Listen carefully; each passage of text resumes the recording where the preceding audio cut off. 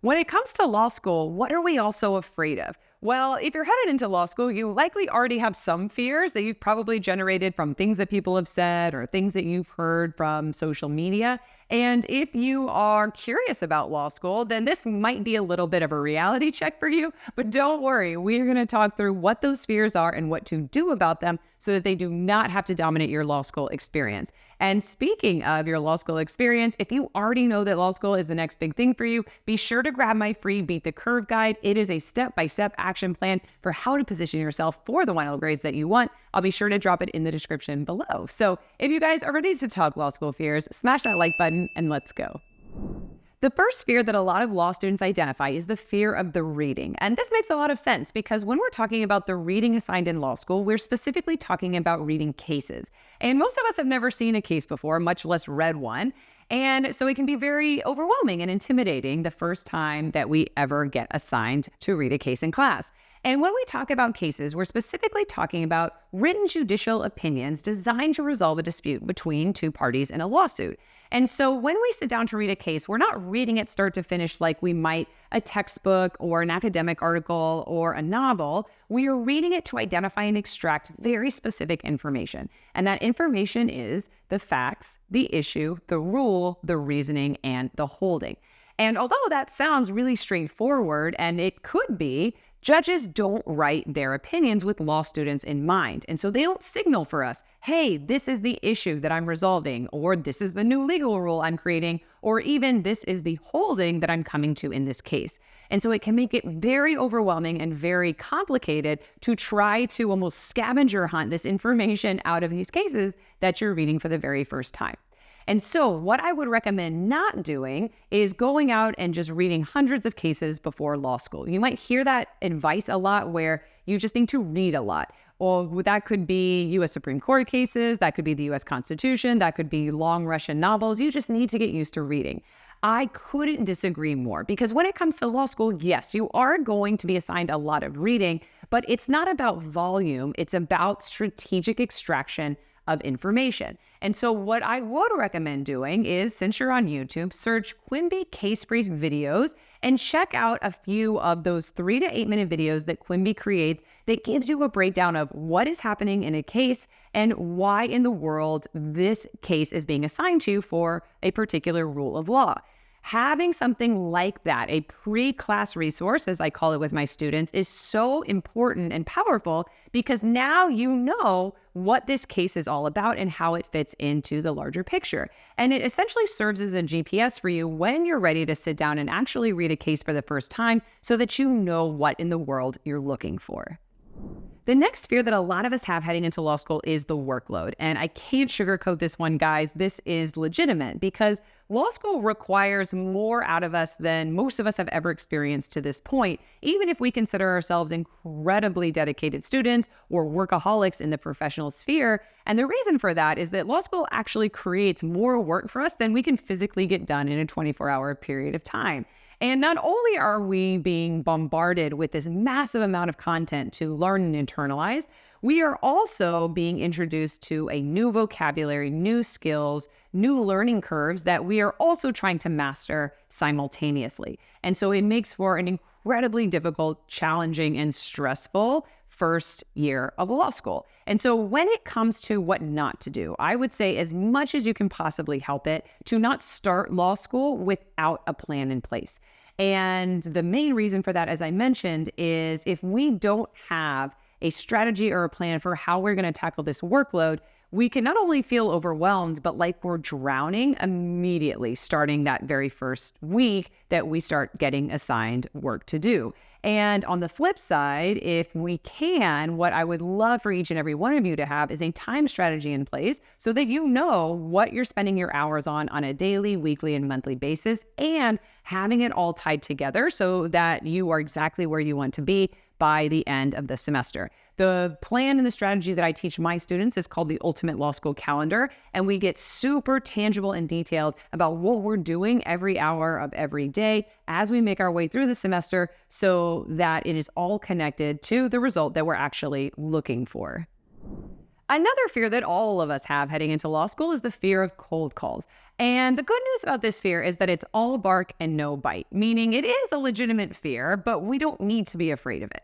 And the reason is when we refer to cold calls, that is the lecture style of a lot of law school professors, which means you walk in and sit down, and then the professor takes out a seating chart and calls on somebody at random and says something like, "Miss Wilson, tell us about Harry versus Styles." And then you're expected to recite the facts and the rule and the reasoning and the holding of that case. And then the professor follows it up with some hypothetical questions like, if these facts were different in this way, how would that affect the court's ruling? And as you can imagine, it generates a lot of fear because, one, we don't know when it's going to happen. And so we're kind of sitting in this anxiety-filled room where we could be gorilla punched at any moment and without notice. We're also doing it with an audience, so we're being asked to recite these details and do it well in front of all of our classmates and in front of the professor. And most of us tend to be perfectionists who head into law school, and so we want to do a good job, and we want to show the professor that we read, and we want to show our classmates that we understand, and we want to come off as impressive and professional at the very least. And so, as you can imagine, it generates a lot of anxiety and fear. The good news, or the reason that we don't need to fear these things, is because cold calls are actually 0% of your grade. They don't affect the final outcome of the course. And even for professors who say cold calling or participating in class is something like 5% of your grade, or a bump up or a bump down, the only way that you are losing those points is if you repeatedly and intentionally do not read and make that known to the professor and do it pretty much in a disrespectful way. So you don't have to fear cold calls as a thing that you have to master or be good at or even do better than the person sitting next to you. It's designed to be a learning experience. It's just in practice way more of a bullying experience. And so what I don't want you guys to do is to fall into the trap that we all fall into, at least at the beginning, which is pouring hours and hours and hours and trying to master the content from the case, trying to create quote unquote perfect case briefs, all out of a fear of being asked a question in class that we don't know the answer to. Instead, I actually want you guys to come at it with a mentality of a D+ understanding, meaning just good enough to get through a few back and forths with your professor, just good enough to be able to recite the very, very high level details and information of the case, and just good enough to be able to guess at an answer or say, I don't recall that particular fact. And the reason is, again, because we don't want to put our energy and intention into something that is 0% of our grade. We don't want to be disrespectful, so we're going to go ahead and play the game that our professor is posing, but we do want to put our energy and attention into what actually moves the needle to get us the results that we want at the end of the semester. This next fear hits really close to home, and that is the fear of not being good enough. And this is something that all of us are going to feel at some point during 1L year, which is both beautiful in the sense that it's a universal experience, but that doesn't make it any easier to go through ourselves. And I think the reason that so many of us feel this way is because when we're headed into law school tends to attract people who are smart, ambitious, and hardworking. And that means that we've likely experienced some level of success in our life before law school, whether that's in work or whether that's in academia or both. And so we're essentially self-selecting into a group of people who are also smart, ambitious, and hardworking. And for the first time in our lives, we're surrounded by peers that are similar to us in that context. And so it can breed this sense of, I'm not smart enough to be here. I don't have what it takes to be here. And law school perpetuates that even more because of the way that grading is structured, which is on a curve, meaning that there's only a limited number of grades at the top of the curve, the A's and the A-minuses, that can be assigned to everyone in a given class, which inherently breeds competition. And not only that, the way that law school is structured exacerbates this problem even more because 1L and 2L hiring, extracurriculars like law review and moot court, and also positions like teaching assistant positions and research assistant positions disproportionately put emphasis on that first year of law school grades.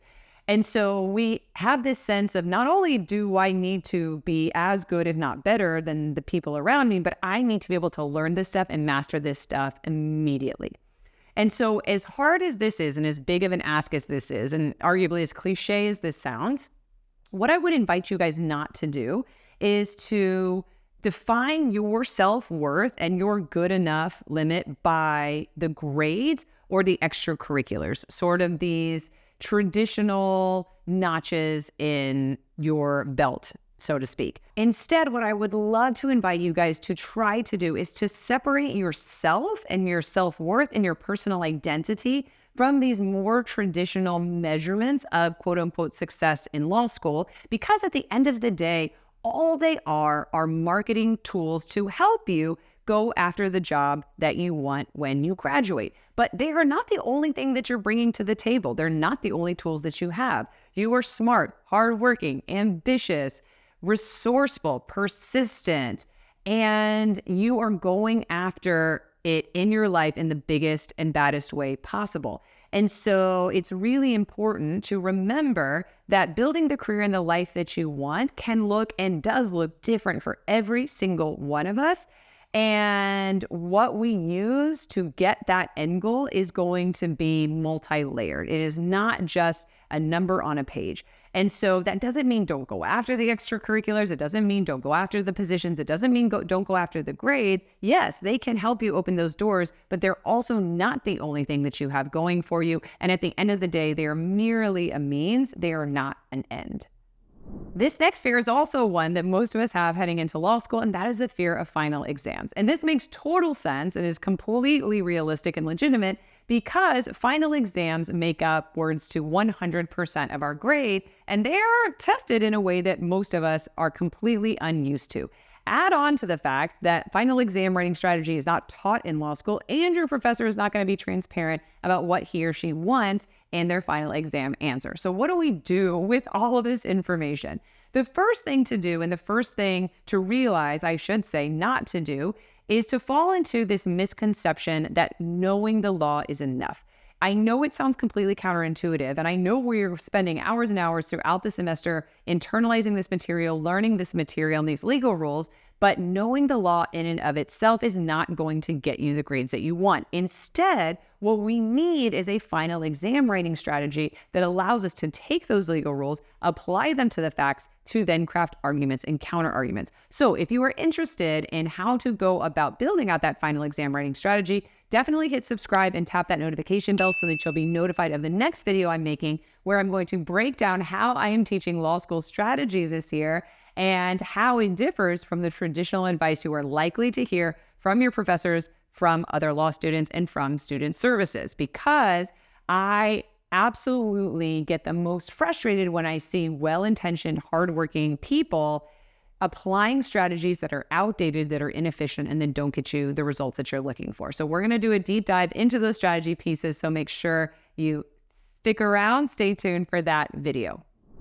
So in a bizarre way, that was really fun talking through these major fears that so many of us have heading into law school. Hopefully they normalize the fears for you guys, but also show you that there are action steps that you can absolutely put in place to make sure that these fears aren't looping in the background of your mind and don't dominate the experience that you have before and during your 1L year. So if you are somebody who thrives in action, who thrives in making a plan and knowing what's coming, I definitely invite you to check out my signature 1L coaching program, Law School Master Plan. I'll link it in the description below. And it's all about us going through that first semester of law school together, the before, the during, and the after of what strategies to put in place so that every hour and every step that you're taking is directly tailored to that end result that you're looking for.